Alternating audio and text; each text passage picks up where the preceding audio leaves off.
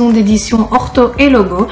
Celle-ci est le fruit d'une collaboration entre 3 auteurs et va donc permettre de tester la lecture et surtout la compréhension de récits.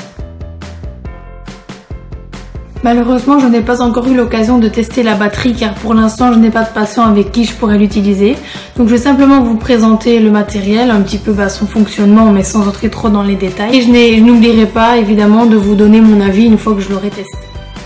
Vous aurez évidemment préalablement choisi le livret de passation donc qui correspond à l'âge de l'enfant.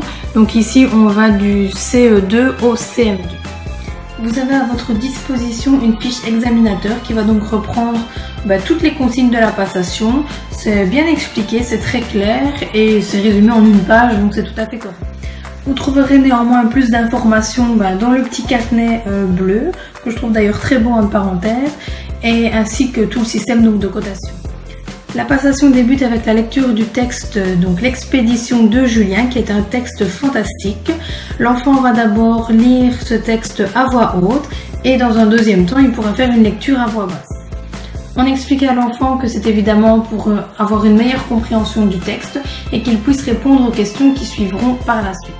L'épreuve suivante sera le rappel libre et donc l'orthophoniste va demander à l'enfant de lui expliquer l'histoire la plus détaillée possible et donc vraiment tout ce qu'il a pu comprendre lors de sa lecture.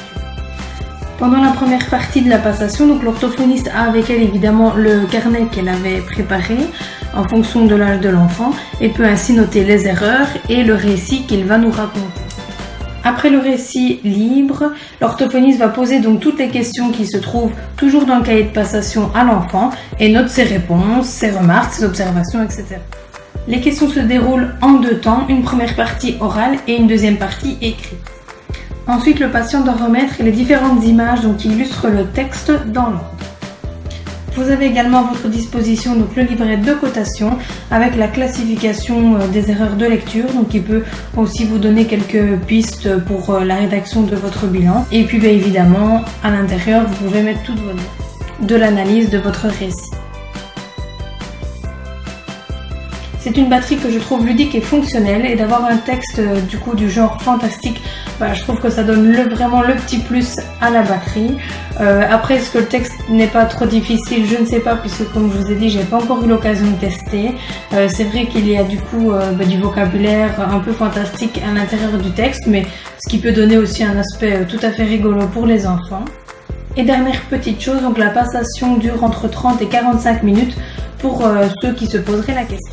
Voilà donc pour cette vidéo un peu différente de d'habitude, j'espère qu'elle vous aura plu et je vous dis à lundi pour une